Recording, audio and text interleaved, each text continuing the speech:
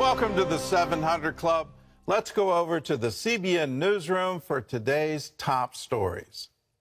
Thanks, Gordon. The massive winter storm that's left dozens dead still isn't over. Snow continues to fall in western New York today, and canceled flights are holding up passengers still trying to get home after the holidays. CBN's Matt Galka reports. Buffalo, New York took the hardest blow. The city got just under 50 inches of snow in 3 days as an Arctic blast pummeled the area.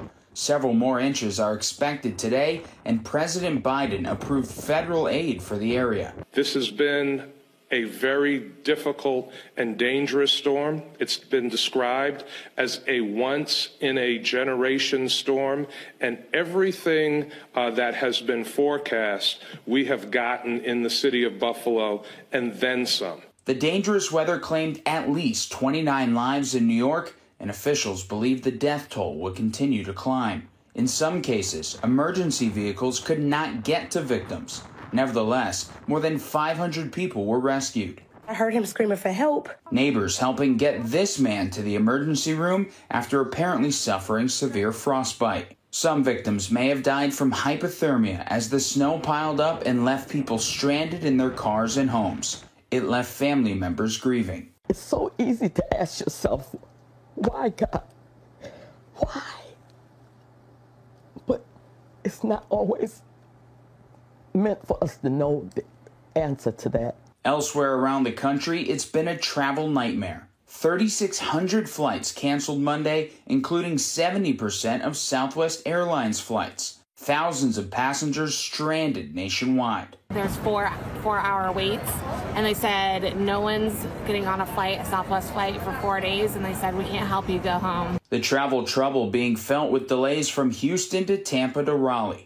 More flights have already been canceled for Wednesday. This one started west, swept east, and impacted almost every single one of our largest airports that put us in a position where we struggled to recover. The U.S. Department of Transportation vowed to look into Southwest troubles after what they said was a, quote, unacceptable rate of cancellations. Matt Galka, CBN News. The Department of Homeland Security is investigating attacks on 4 power substations in Washington state. Authorities are searching for suspects who destroyed equipment, knocking out power to more than 14,000 people on Christmas Day. One station was set on fire, and this all follows other attacks on the power grid in Washington state and Oregon in recent weeks, as well as 2 in North Carolina that left 45,000 people without power last month. Well, now we're updating you on a story that's created quite the stir in the pro-life community. A pro-life priest defrocked by the Vatican, telling CBN News the move was approved by the Pope. Father Frank Pavone, head of Priests for Life, has been permanently removed from the priesthood. He says he learned the news from a press report. Speaking with CBN's Faith Wire, Pavone said the decision came from the very top. We know that it's from the Pope, and in fact, we also know the Pope has been advised to do a more peaceful solution, which is put me under the authority of a more supportive bishop. The report stemmed from a Vatican letter to U.S. Catholic bishops announcing Pavone's dismissal. The reasons listed include blasphemous communications on social media and persistent disobedience to his bishop. Pavone says the bishop is hostile to his pro-life activities. You can see his full interview at cbnnews.com. Well, President Joe Biden has tried to enshrine abortion in federal law since the Supreme Court overturned Roe v. Wade. However, he's lacked the votes in Congress to make this happen. White House correspondent Abigail Robertson shows us how he's tried other means to make abortion more accessible. The Department of Veterans Affairs recently announced a new rule allowing for abortion counseling and, in some cases, abortion procedures for pregnant veterans and their beneficiaries, a move pro-life Republicans strongly oppose. And I believe it is not only immoral, but it is also illegal. As part of the rule change, the VA now provides abortions when the life or health of the mother is in danger, or when the pregnancy is the result of rape or incest. Congressman Mike Bost, ranking member of the Veterans Affairs Committee, argues the VA is not allowed to do this. Congress prohibited VA providing abortions in 1992. Congress has never repealed that prohibition. Others add that this isn't even necessary. Every single state law before, during, and after Roe allows exceptions for medical emergencies. Women are able to obtain care as needed. We, even at Human Coalition, will refer clients with ectopic pregnancies and other dire situations straight to the ER for care.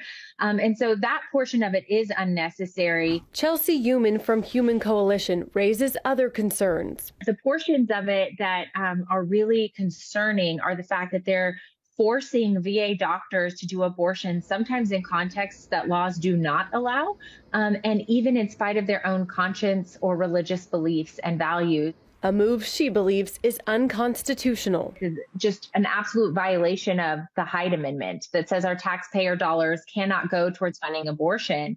And the VA is not included in that. And so they're really working every loophole they can find right now. In Alabama, where abortion is prohibited in cases of rape and incest, but allowed when the mother's life is at risk, officials have threatened to punish VA workers who perform the procedure. Human says attorney generals across the country are pursuing legal challenges to the new rule, while the Justice Department says it's prepared to defend VA medical workers providing abortions in states with restrictions.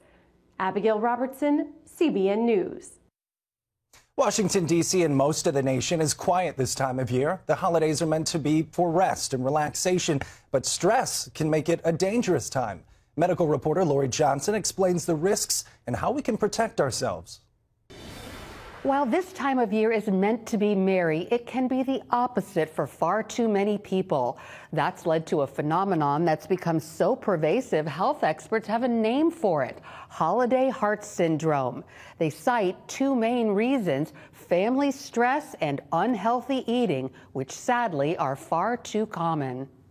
People who experience excessive relationship anxiety or overindulge in foods loaded with fat, sugar, and salt can wind up in the hospital or worse. It's not just an issue that holiday heart is a benign condition. It actually is a very potentially serious condition that causes people to develop heart failure symptoms. Statistics show more people die from heart attacks between December 25th and New Year's Day than any other week of the year, with Christmas Day being the deadliest of all. And it's not just increased stress and unhealthy foods. Alcohol consumption tends to skyrocket during the holidays and can pose a threat even to people with no known risk factors. For many, binge drinking leads to an irregular heartbeat, a condition commonly linked to an increased risk for stroke. Certain people might be more predisposed to it, but you could have no history of any heart-related conditions and drink excessively or consume too much alcohol during the holidays, and you could create a situation where you develop atrial fibrillation, congestive heart failure, even in the absence of any pre-existing risk factors. Not enough sleep can also do a number on the way our heart works. New research shows the average adult sleeps about 40 minutes less each night this time of year, and those who host holiday gatherings lose close to an hour and a half each day preparing to have guests in their home and during the stay. Heart doctors urge people to watch for warning signs like chest pains and shortness of breath. Plus, take it easy when it comes to stress, food, and booze. Well, plenty of things to keep in mind and take into consideration. Lori joins us now for more on this holiday heart. A lot of things to keep in mind, especially for older adults who need to get out of this blanketed snow that's really dropped on the nation.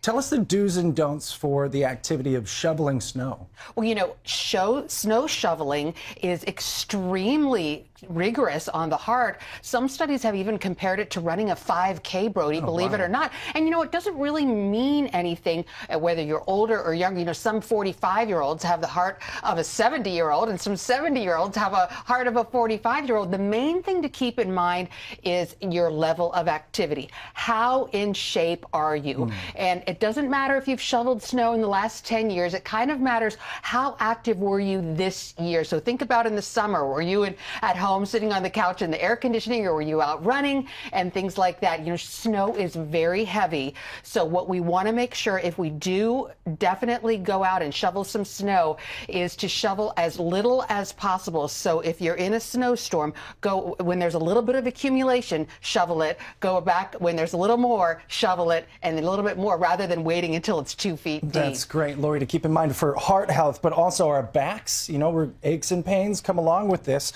A lot of people strain their backs during holiday activities. So what's the best way to actually avoid these injuries? What should people do to not hurt themselves? Yeah, so back injuries are very common for snow shoveling, but also many other things that we do during the holidays. The main thing to remember to do is to bend at the knees. At the knees, not at the waist. Yes. And so if you do strain your back, which is very common, a lot of ER visits because of strained back, you want to ice it. Ice it 20 minutes, 4 times a day.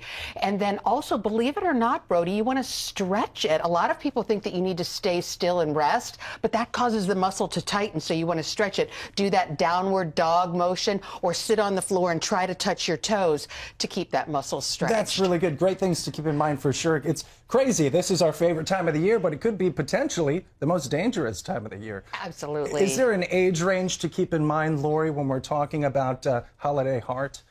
Well, you know, people who are older tend to have more heart problems, but it can happen to anyone. So that's something we need to keep in mind. There are some other things that we need to watch out for, specifically about the holidays: fires. So if you've got that Christmas tree and it's live, it's a good idea to get rid of it as soon as possible, because those things can really catch fire and cause problems. Lori Johnson, thank you so much for joining us here this morning. Merry Christmas. Merry Christmas to you.